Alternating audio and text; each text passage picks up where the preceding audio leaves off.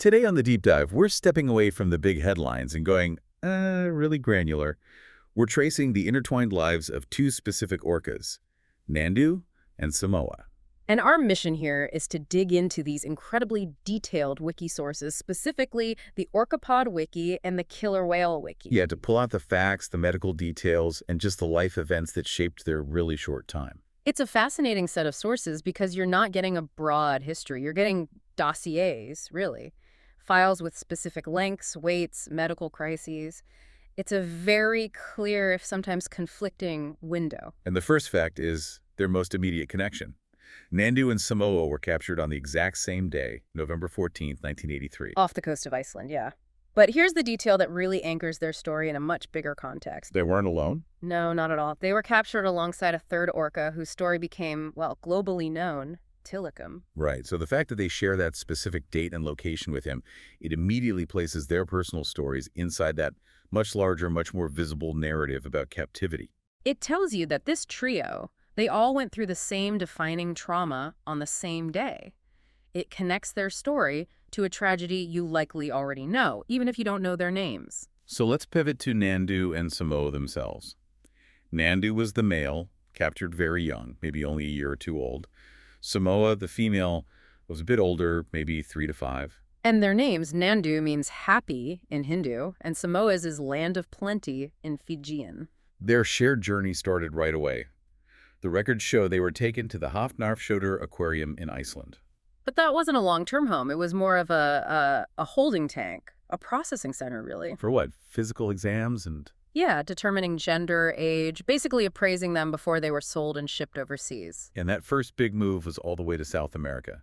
By November of '84, they're in Brazil, performing together. And this is where we had one of those little discrepancies you always find when you're digging through old records. The name of the park. Exactly. One source calls it Aquarama São Paulo, another says Playcenter São Paulo. It's a common thing, you know, parks get rebranded or bought out. So for us, the important thing isn't the exact name of the park. No, the key nugget is that they were there together for several years. Their daily lives were completely intertwined. Let's talk about that daily life, because the sources give us this really unique insight into their personalities, specifically how they dealt with enrichment. With the toys and objects in the pool, yeah. And this is where their behaviors just completely diverge. It's a fascinating contrast. Nandu, the male, apparently had a tendency to, well, eat things. The documents say he'd swallow the toys, any foreign objects that ended up in the pool. He was literally consuming his environment. He was. While Samoa, on the other hand, showed zero interest in any of it. The records are clear. She just ignored the enrichment devices completely. Wow. So you have this perfect juxtaposition. One animal trying to internalize this artificial world, Yeah. and the other just completely disengaging from it. It suggests two very different ways of dealing with stress, right? Nandu's behavior, eating things he shouldn't, is often seen as a sign of chronic stress. But Samoa's total apathy, that's just as concerning. It really is. And it tells you so much more than just dates and measurements. But that partnership, sadly, didn't last long. And that brings us to Nandu's death in 1988. He was still so young, only around 6 years old. The records are pretty specific about his size just before he died. He was 11.6 feet at capture, and his weight in March 1988 was just over 5,500 pounds. And this is where the documentation really starts to fracture. I mean, it highlights the challenges of record keeping back then.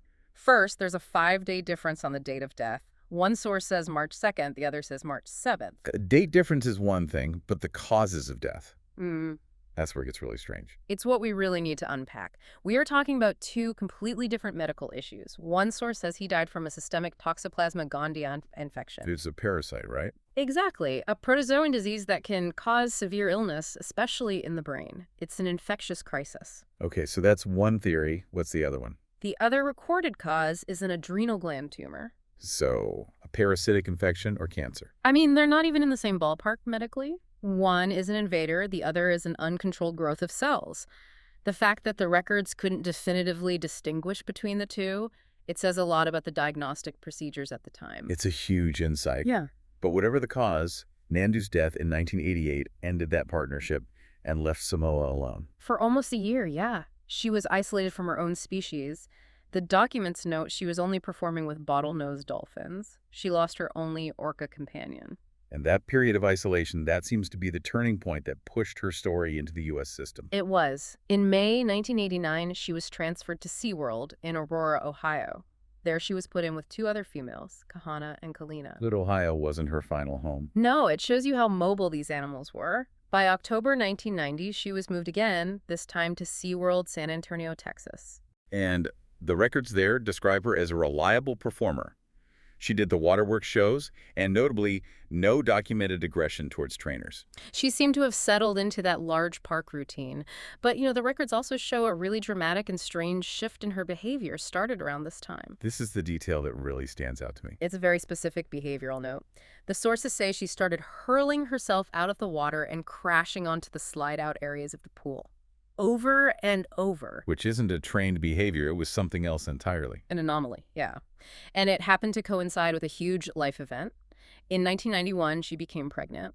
The sire was a male named Kotar. And it was during this pregnancy that her health just fell off a cliff. It did. She developed a really severe systemic fungal infection. It was caused by mucormycetes mold, a condition also called systemic zygomycosis. And systemic means what exactly? It means it's not just on the skin.